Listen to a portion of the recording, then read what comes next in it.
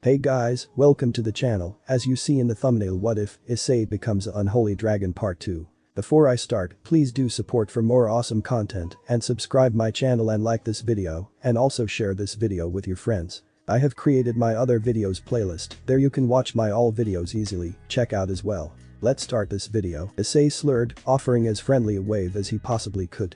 Two outstandingly attractive women approached his location.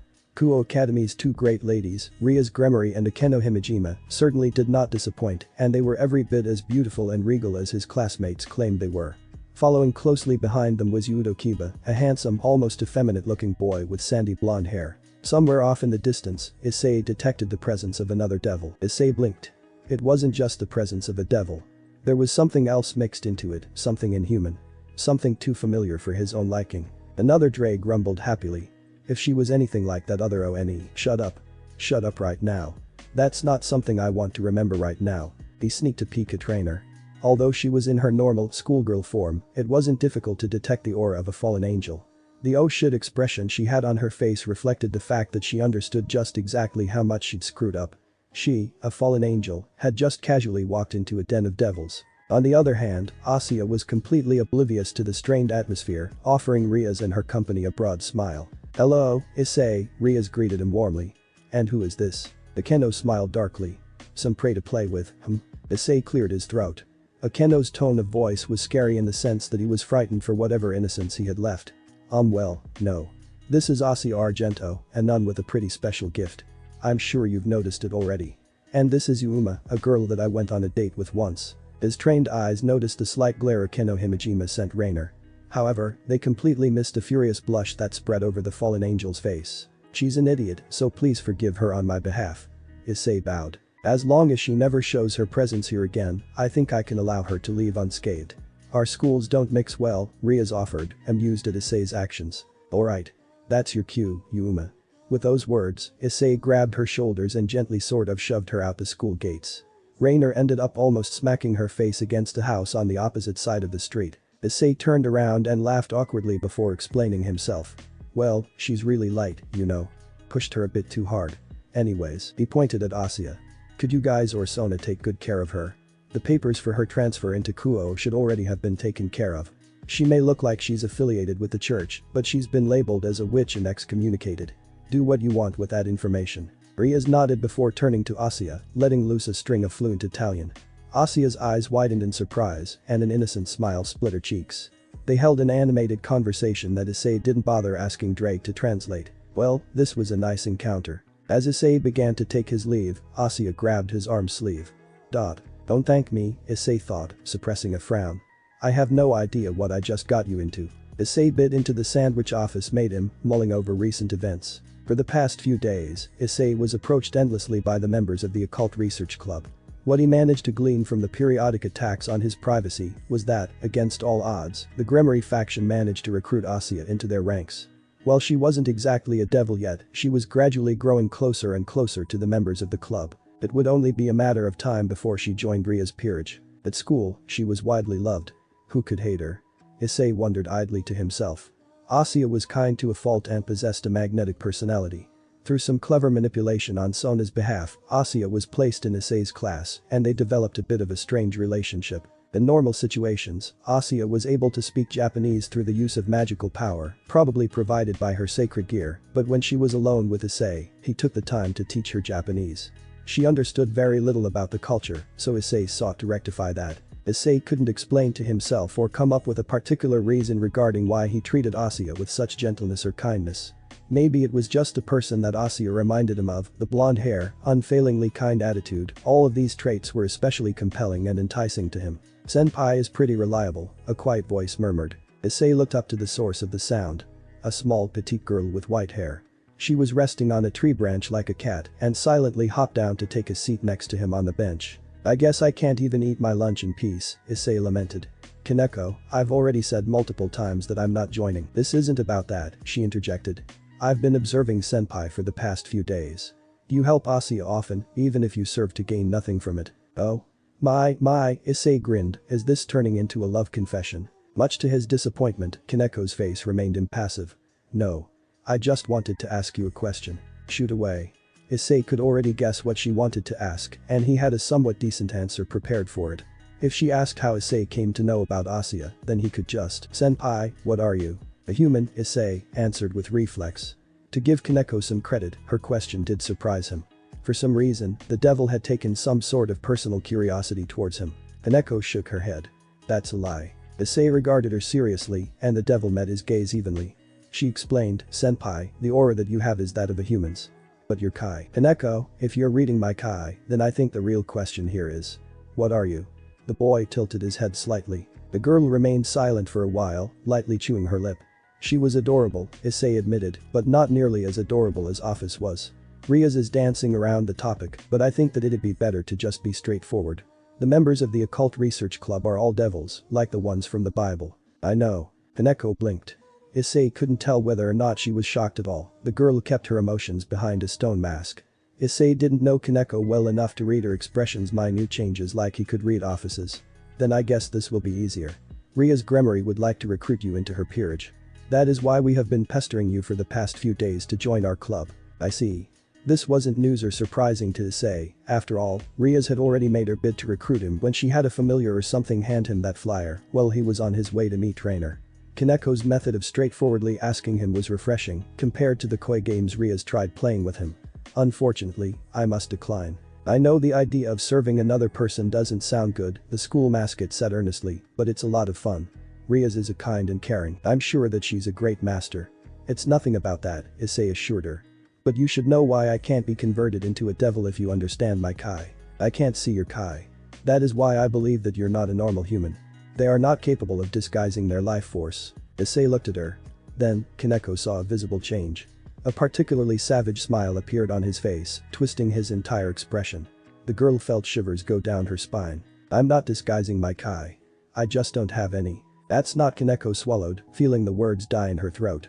All living things in the world had Kai, and although Kaneko had sworn off the use of and after that incident, she was still able to detect and examine the flow of life energy. But Issei Hyodo, a seemingly normal human teen, did not have any Kai. Even now, as she looked at him from up close, there was just a hole, a black space in the environment full of the flow of life. In other words, it seemed that Issei Hyodo did not have a soul.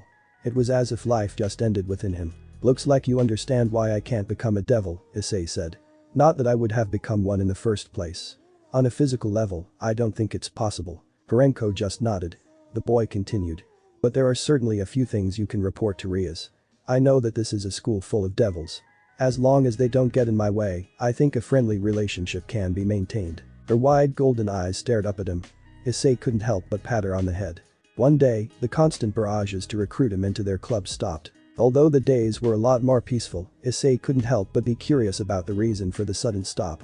Riaz, Akeno, Yudo, and Kaneko were often absent from school, and he heard from other classes that a large portion of the student council was periodically absent as well. Sona, however, remained behind, presumably to watch over the school while they were gone. Was there some sort of disturbance in the devil world? Issei wondered. While he pondered this question, he completely missed Asuya tossing paper wads at him. His reflexes finally activated and he caught one that was about to hit his face, turning to his side and giving Asuya a raised eyebrow. She motioned for him to open up the paper. There was a message for him. "Can we meet on the roof during lunch break?" The characters were incredibly messy, but Issei could tell that deliberate effort had been put into the calligraphy. Issei gave her a short nod and Asuya beamed at him in return. When the break finally started, Issei walked with Asuya to the stairs. As they ascended, Issei asked, "So, what's this about?" Asuya squirmed nervously under his gaze. "I just need some life counseling." "Why does that sound incredibly familiar? Why do I just remember yandere and I should really stop watching anime every day?" When they arrived on the roof, both of them decided to sit next to the wall besides the door. Asuya took her seat in the sun, while Issei sat down next to her in the shade. As he prepared to eat his meal, a lovely Chinese chicken salad, Asuya absent-mindedly gazed at the cityscape through the railing. "Issei, if I tell you something, would you promise to believe what I say?" "Sure." He wanted to crack some sort of joke, but two things stopped him. One, the joke would probably fly right over Asuya's head, and two, her tone of voice alerted him to the fact that this was a more serious conversation. "The people in the Occult Research Club." Asuya took a deep breath, finally starting, "They're all devils." Almost as if she were scared of Issei's reaction, Asuya took her time to turn towards him. To soothe her, Issei gave her the softest smile that he could muster. Although it felt fake, Asuya seemed to visibly relax. Don't worry, Issei said gently. I know. And they're trying to recruit you, correct? Asia's eyes widened. How do you? Sometimes, it's easier to just accept something instead of asking questions, Issei told her. But I completely believe you. Is there something wrong? Asia looked like she wanted to question him further, but she accepted his words and said, I don't know. Riaz and the others have all been so kind to me, and they especially need me right now, but Issei supposed that this was an incredibly difficult situation for her. Even after being labeled as a witch, Asia still struck him as the type of girl that was devoutly religious. The thought of becoming an actual devil by choice was probably crazy to her. The way I see it is this, Issei said. Devils aren't inherently bad by nature. Granted, some are genuinely evil, but I'm sure Riaz and Sona aren't those types of devils. If you help them, you could even guide them to a path where they can really accomplish some good. But, either way, whether or not you join a peerage is a decision that you're going to have to make. The nun remained silent. Or, that's what he thought until he saw her hands clasped together in prayer. Under her breath, she mumbled, so dia ver violata la tu legi il mio pecado mi ha separado da ti mi dispias de vero. He only managed to catch snippets of her prayer, but Issei understood the general gist of it with Drake's help. It was a prayer for forgiveness, and it seemed that Asia had made up her mind. Riaz, Asia said quietly, is fighting this despicable man named Riser Phoenix in something called a raiding game. I don't know what their history is, but all I know is that Riaz was betrothed to Riser. Issei, when Asia casted her eyes towards the ground, quickly and discreetly swallowed one of Ophis' snakes in one fluid slurp. Riaz having a fiancé was news to him. Were that to spread, every boy in Kuo Academy would have their hearts broken. But another part of her statement surprised him. If he could recall correctly, raiding games were controlled battles between two peerages. Riaz had nowhere close to a full peerage, so she was probably at a distinct disadvantage. Issei could help them prepare by training Riaz's peerage, but this matter was completely unrelated to him. Would you fight for her, then? Asia didn't answer immediately. I can't fight. But, she smiled brightly at him, I can heal those that do. In a firmer voice, she said, Riaz gave me a home to live in, a school to attend, and a second family. If I stood by and did nothing as she's forced to do something she doesn't want to do, what type of person would I be? This is the best way I could think of to repay her, and even if I have to become a devil and lose his favor, this is something that I must do. Issei had no response to her. In all actuality, this was probably one of the better outcomes that he had predicted. Asia would be safer in a peerage of devils than if she had remained a normal human. Her sacred gear was too powerful and valuable to leave alone, so various factions would have started vying for her. Of course, the best outcome would have been for Asia to somehow be reincarnated as an angel, but he had no way of contacting them. If he really wanted, Issei was sure he could start rampaging and destroy a few cities to attract their attention, but that was obviously a stupid idea. He wanted to meet her on good terms. Asia gave him an angelic smile and hugged him closely. Her body was soft beyond all measure, and her still developing features pressed into his ribcage as she pulled Issei towards her. Despite the fact that Issei felt a bit awkward, he put her hand on her skinny back and patted her as carefully as possible. If he didn't restrict his strength, he might have seriously broken her back. Suddenly, a crack of thunder shook the sky as if heaven unleashed its fury. Asia squealed and leapt off of him, staring up at the sky, but there was not a single cloud in sight. Issei wondered just exactly where that clap of thunder came from. But, Asia suddenly said shyly, even if I become a devil, you'll still be my friend, right? Friend? That doesn't sound too bad, Issei thought. I guess that, somehow, we did become pretty close. In the middle of his sentimental moment, another voice entered his head. You sound like a friendless loser right now, Drake chimed in. Shut up and go back to your nap. Yeah. That won't change, Issei promised. Gabriel, Griselda called, tapping the seraph on the shoulder. What was that? Heaven's strongest and most beautiful woman shrugged. Just averting a crisis from happening, that's all. The reincarnated angel felt a bead of sweat travel down her face as she watched the seraph hum to herself. Her skill and power with manipulating lightning was on par with Zeus and Thor from the Greek and Norse pantheons respectively. Even though the angel looked sweet and innocent, Griselda knew that she held the title of Heaven's strongest woman for a reason. Her holy lightning was on a whole different level. Gabriel smiled at Griselda. Don't worry. She examined her delicate pale hands before mercilessly cracking each knuckle. It was nothing. A week or two after Asia formally transferred into Kuo Academy, she became a devil. It wasn't anything unexpected, especially after that conversation Issei had with her. He far preferred having Asia in their company than with the fallen angels. As he had seen with Rainer, they were not above murdering people for their sacred gears, while Riaz and Sona generally seemed to treat their peerage quite well. Plus, it was easier to keep tabs and check on the one Drake called Dragon Tamer if she was with the devils. Issei didn't miss the looks he'd get from Riaz and Akeno, though. Whether he was out eating lunch in solitude or helping out the clubs with miscellaneous activities, Issei constantly felt their gaze upon him. Since they didn't approach him, Issei decided to let it slide. The rhythm of his normal life was starting to return. The fallen angels were quiet, and the occult research club and student council, which Issei quickly determined was full of Sona's peerage, didn't bother him at school. In fact, all of Ria's peerage and a large portion of Sona's peerage completely stopped showing up to school, most likely to train for their upcoming raiding game. Due to this, Issei could focus on schoolwork and training at his house. The idiots in the Cows Brigade, according to Crom Cruach, were also in a period of inactivity. The peace was enjoyable, but Issei knew that it wouldn't last long. Issei Hyodo, please come to the student council room. Sauna Shitori would like to speak with you, Tsubaki's voice announced calmly over the intercom. Ah. Issei abruptly got up from his seat and left his classroom. When he walked down the hallway, the students he walked by greeted him cheerfully. Issei merely offered a slight tilt of his head in response, but that was enough of a gesture to get some bashful, happy smiles from his female classmates. As he entered the room, Issei said, Sona, I was wondering when you were going to finally wait. When did you get a maid? Standing next to Sona Citri's desk was a tall, elegant woman dressed in a French maid's outfit. Her gray hair fell to her hips in tight, neat braids, and a frilly white headband futilely attempted to keep her hair from flowing over her forehead. When she saw him enter, she curtsied politely. No, she's not a maid, the president corrected. Issei Hyodo, I would like to introduce you to Graphia Lucifuge, the wife and queen of Surzich's Lucifer. Issei felt a torrent of questions pour into his mind, most prevalently just why he was summoned to the student council room when he could easily be eating ice cream with Ophis at this time, but he ignored his desire to get answers and instead said, nice to meet you Graphia. Likewise, she said curtly. I'm sorry for my intrusion. I was merely interested in this human that Rias and Sona were both fascinated by. I take it that you understand our status as devils. Yup. And why are you not afraid? Graphia asked quietly. We are beings that could smite you on a whim.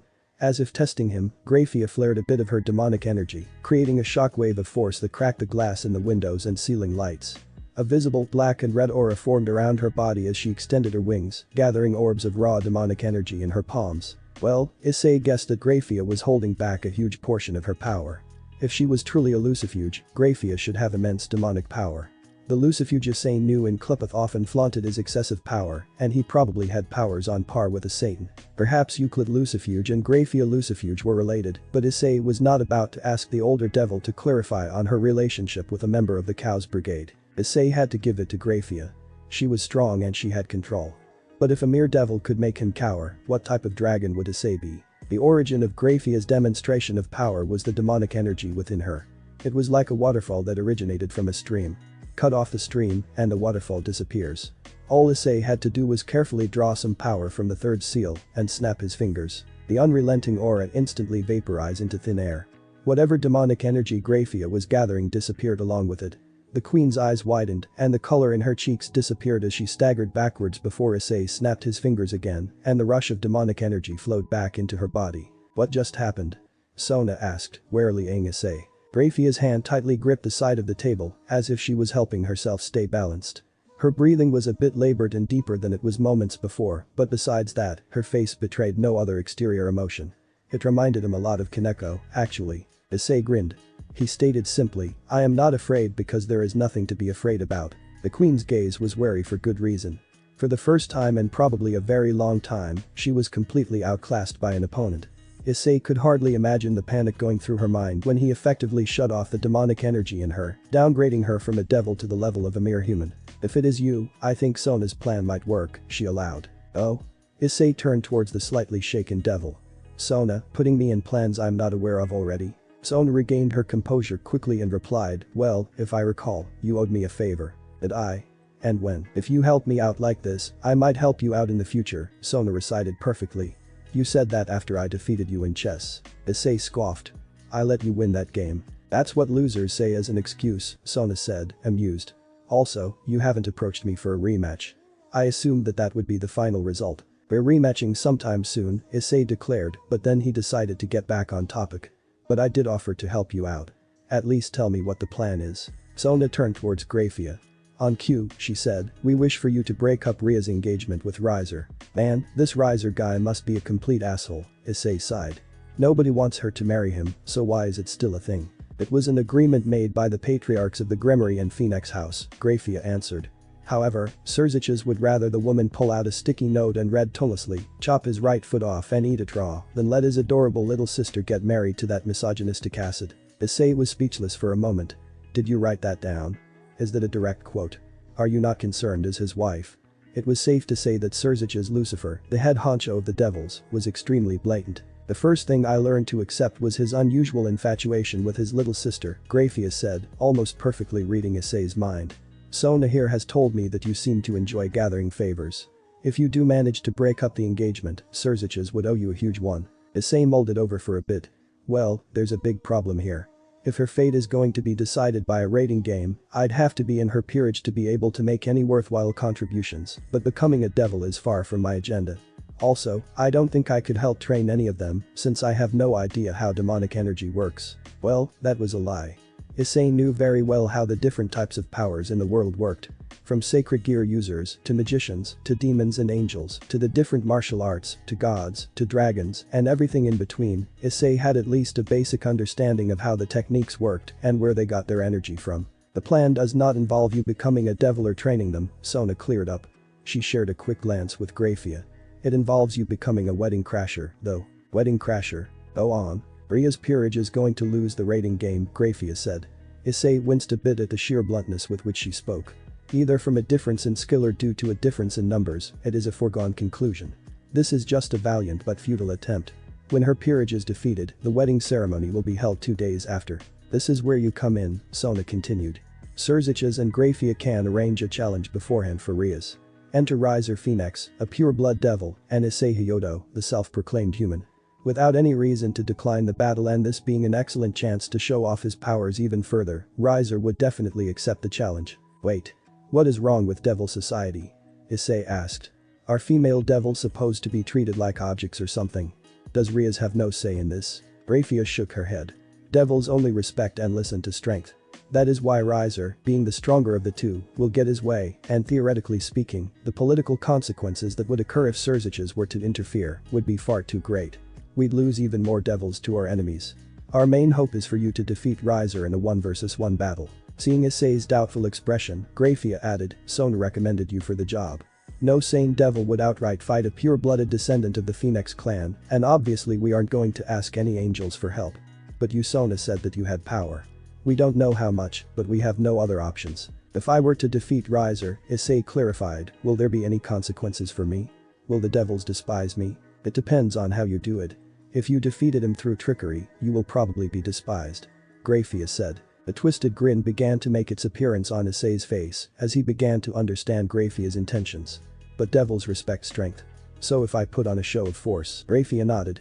In as public a setting as this would be, you would most likely gain the respect of every devil watching, the favor of the current mago of the underworld, and repay your debt to Sona all at once. Issei stayed silent for a moment.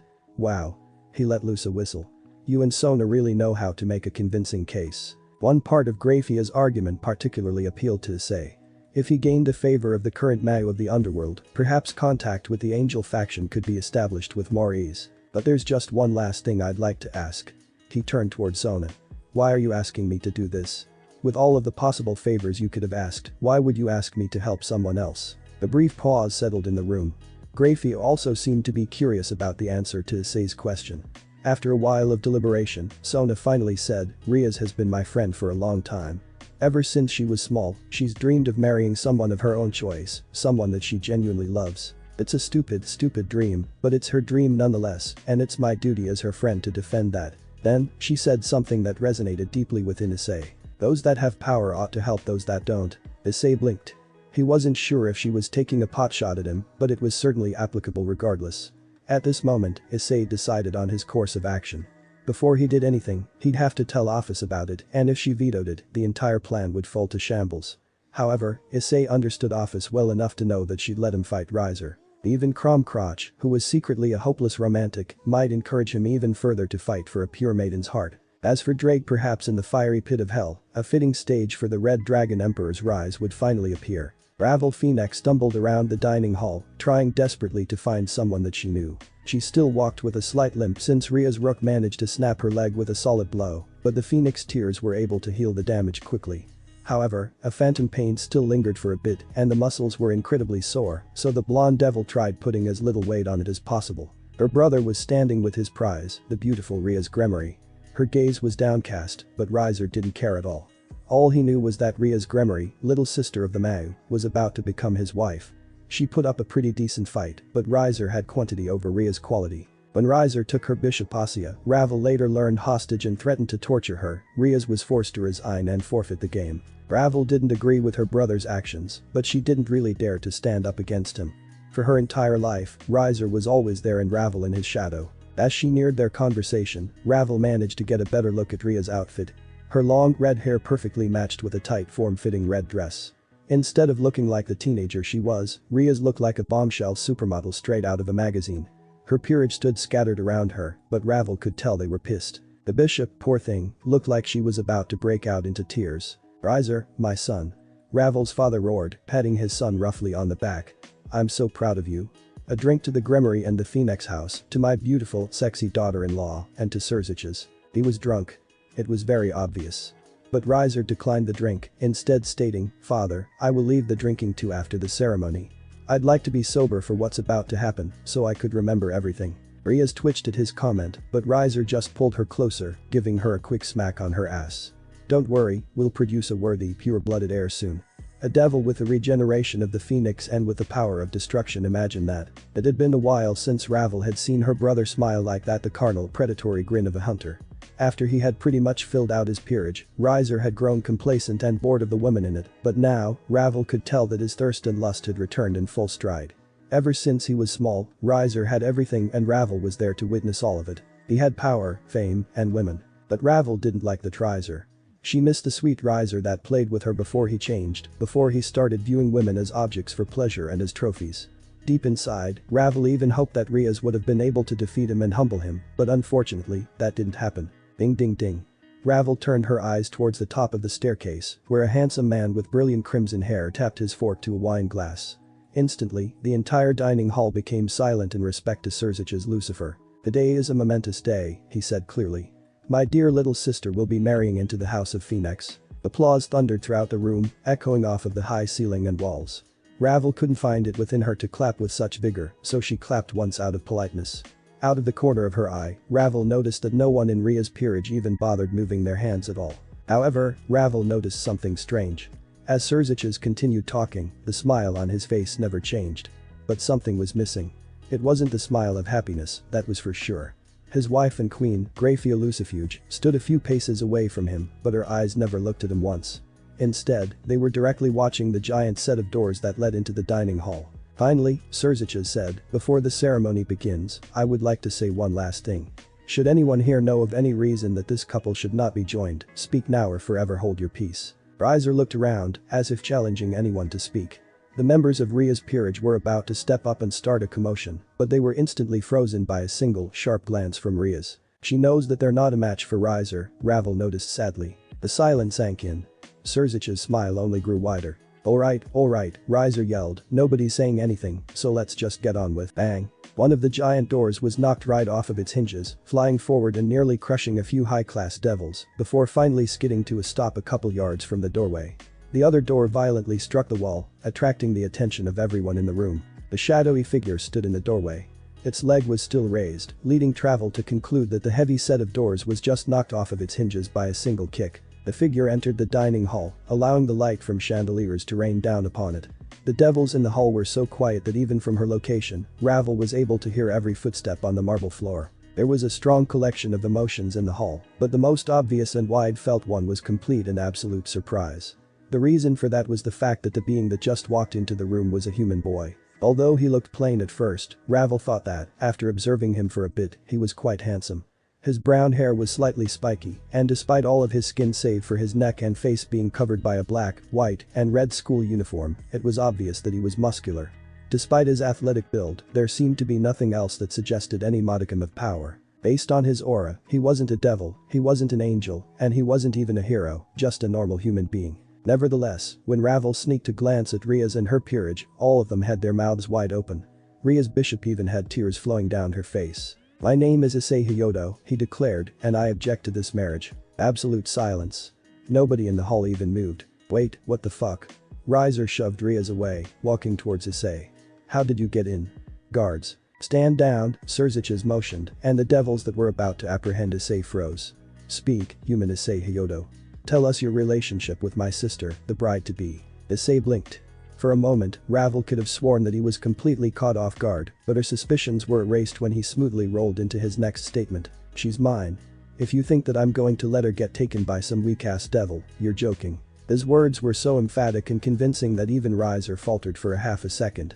Then, completely pissed off, he whirled around and roared at Surziches, "Oi, what the fuck is the meaning of this?" Another man also turns toward Surziches, but his tone of voice is much more restrained. "Son, what is happening?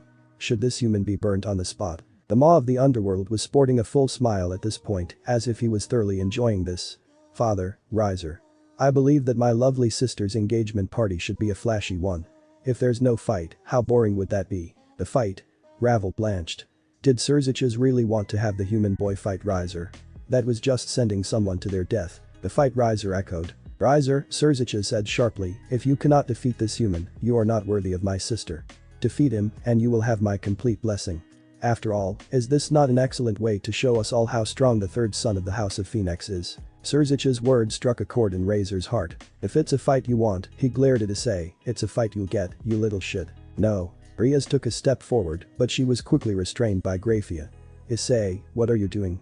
"You, Riaz," Surziches interjected, "you ought to have a bit more faith in this boy. Humans are interesting creatures. They are full of infinite possibilities.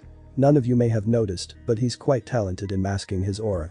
Riser, if you underestimate him, this fight may be over sooner than you think." "Bullshit. What are we waiting for? If you want to see my power, I'll fucking show you my power." Slowly, a smile appeared on Issei's face. His once brown eyes rapidly became crimson. "Holy shit." Ravel instinctively backed away.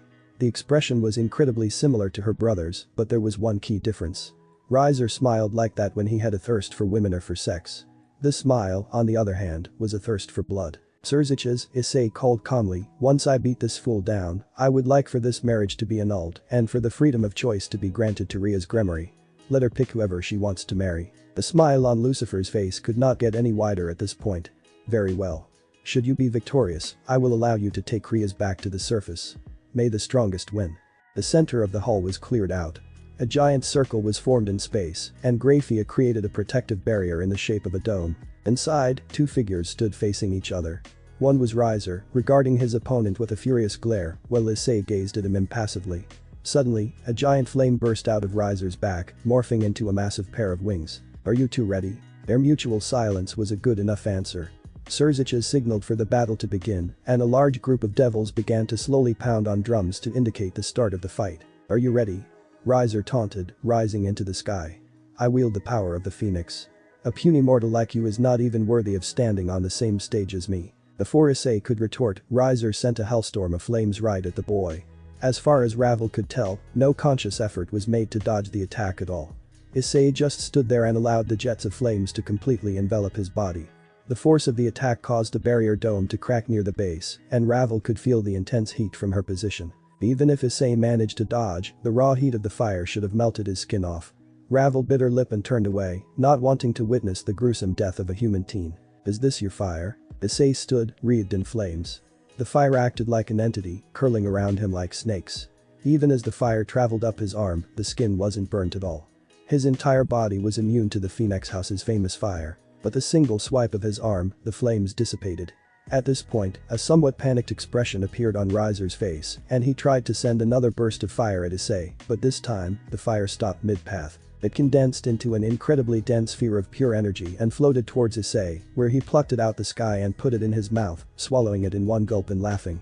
Now, it wasn't just Riser who was freaking out. Every devil in the room that had a pair of eyes and could see what was happening had their jaws on the ground. What? Riser's surprise was quickly replaced with rage.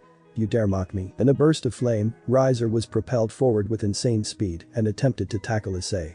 Right when he was about to make an impact with the boy, a massive crack resounded through the room, and Riser's momentum was completely negated. Ravel couldn't even catch the movement that had occurred, but Issei managed to deliver some sort of blow that crushed Riser's face and sent him flying into the other side of the barrier, landing on the ground in a pitiful heap. His flame wings extinguished as his regenerative powers kicked in, but Issei didn't stop there. One moment he was on the other side of the battle arena, the other, Issei was right on top of Riser's body. With a stomp on his shoulder blade, Issei pressed Riser's body flat against the ground as his free hand gripped the devil's right arm. Almost like a child's play, Issei completely tore out the limb and flung it towards the center of the arena, splattering blood everywhere. Ravel screamed at him to stop, but Issei didn't even hesitate. In a methodical fashion, Issei picked up Riser by the neck and threw him across the battleground. The devil's battered body crashed against a barrier before it fell to the ground. Issei stared down at his clothes and apparently, he noticed some sort of stain because he uttered, "Crap. I don't think I can get this out." Riser staggered to his feet, already beginning to regrow his arm. "You fucker. You piece of shit. How dare you? You have a pretty strong regeneration," Issei said simply. "I think it's because of that fact that you can somehow fool yourself into believing that you have a chance of beating me." He raised his hand and stretched it out towards Riser. The devil braced himself, expecting another barrage of attacks, but nothing came. Instead, Issei did something very simple. He snapped. Riser's eyes widened. The arm that was rapidly regenerating suddenly stopped. Where a right arm should have been was only a stump that stopped right above the elbow. Everyone in the room began to understand the event that just occurred. Issei had somehow completely disabled the House of Phoenix's famed regeneration ability. Riser, who was just beginning to realize this for himself, fell onto his knees as he stared at his stump of an arm. "What a shame." Issei looked at his own left hand. "I thought that you were actually going to be a challenge. I thought that the one who held the power of a mystical bird would be a bit stronger. But this fight was not entertaining to me at all." The crowd watched in bated breath. Riser yelled and struggled, trying to activate any aspect of his demonic power, but nothing happened. "I didn't know what I was expecting, though. After all," Issei smiled savagely. "What is a phoenix compared to a dragon?" Slowly and deliberately, a crimson gauntlet manifested on his left arm. As if a dam was broken, an unbearable pressure was released on the room. Ravel shut her eyes in an attempt to withstand the onslaught, but nothing she could do could ease the pressure.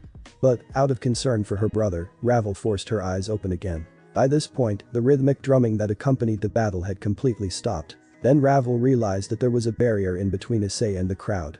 A lot of them, especially the weaker ones, reacted like Ravel did, but she failed to take into consideration that the barrier that Graphia was currently holding up was actively suppressing the vast majority of whatever it was that was emanating from Issei's body. Even Surziches looked surprised by the onslaught of raw power.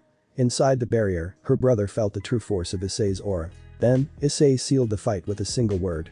Boost. Instantly, Graphia's barrier exploded. Any lesser devil instantly fell flat on their knees, flattened by the unrelenting force.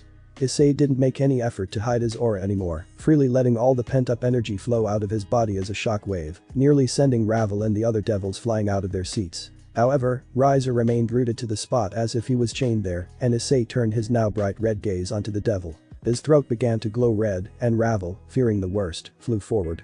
Right as Issei unleashed a torrent of blistering dragon fire, Ravel covered her brother and screamed as loudly as she could, "Stop." The fire paused in midair. The sheer heat from the flames caused her skin to blister and her clothes to burn, but Ravel still covered her unresponsive brother. Instantly, the pressure evaporated into nothingness along with the flame. The heat dissipated, and Ravel, completely exhausted from just moving under Issei's dominating presence, slumped over her brother. Her wounds were quickly healed by her regenerative ability, but her fatigue did not disappear as conveniently as Issei's fire did. Issei's eyes were like a pool of molten lava, but they eventually cooled back down to their normal brown hue. The strange gauntlet was also gone from his arm. His expression was apathetic. In the complete silence of the room, he turned around and looked at all of the slack-jawed devils. A few of them were even getting back up from the ground. Ravel cried, grabbing her brother's cheeks in her hands. Most of his face was still deformed after it received Issei's blow, and his eyes were just blank. They were completely empty. Riser. Nai, she caught herself before she called Riser Nai-chan. Oh, man.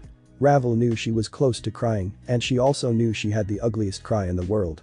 It would be incredibly embarrassing if she burst into tears, but with Riser looking like a fucking vegetable, it was hard for her not to. Relax, Issei Hyodo said, patting her on the head. He's in shock, I think. I'm sure he'll wake up sooner if I just snap. Riser fell over, but, like a miracle, his stump began to fully grow back into an arm. The broken bones in his face were also beginning to rearrange themselves into his proper facial structure, signaling a return of his demonic energy. Thank you, Ravel sniffled, turning towards Issei. He took a precautionary step backwards, rubbing the back of his neck awkwardly. Don't say thank you. I was the one who nearly beat him to death, so. Someone cleared their throat, prompting Issei and Ravel to turn towards the sound. Surziches stood, taking a massive gulp from his glass of wine. Wow. Well, I think that it is safe to say that Issei Hyodo has officially defeated Riser Phoenix. Mutters of agreement rose from the rest of the devils, but there was still a slight air of awe in the dining hall. Most of them probably thought that they were having a nightmare of some sort. I have never seen a talent for power like that in all my time alive, Lucifer admitted. Issei Hyodo, as promised, the marriage between Ria's Gremory and Riser Phoenix is annulled. You may take her back to the surface. Ria stepped forward, but her expression was still frozen as if she couldn't believe her good fortune. The rest of her peerage followed with varying expressions. The queen had a disturbing look of pleasure on her face, as if she thoroughly enjoyed the beatdown that she just witnessed, so Ravel resolved to stay away from that one. Not now, though. Surziches laughed, leaping down the flight of stairs and gracefully gliding towards Issei's location. When he landed, he wrapped his arm around the boy's shoulders and pushed him forward. Wait, what? We're all still here and the night's still young. The devil laughed. Let's get some music going and start the real party. How does that sound? Whatever response the devils had was drowned out by a sudden, loud blast of music. An entire section of trumpets blasted a chord, and in response, confetti exploded from hidden perches in the chandeliers, while streamers were shot high into the air. The still atmosphere was instantly replaced with a new festive one. Are you really that happy that Riaz isn't getting married? Ravel dimly heard Issei ask, but she didn't have to strain her ears at all to hear the infectiously cheerful Mao's response. Of course. Best day of my life, just barely better than the night of my own marriage. Wait, I didn't mean that. Grafia. Stop, I'm sorry. Can I go home now? No, there's so many people that want to meet you. Maybe you might find someone you like and we'll be hosting your marriage here instead. We could always use a strong fighter. Grafia, please help. Please don't leave me. Nonsense. Grafia, go get this man some sake. Serafal, come here. Issei idly wondered just what he got himself into. Thanks for watching this video. Part 2 is over. If you really enjoy this video, like, subscribe, and comment down below, and turn on that bell notification. And also check out the playlist that I have created and enjoy. Link is in the description. See you in the next video. Goodbye.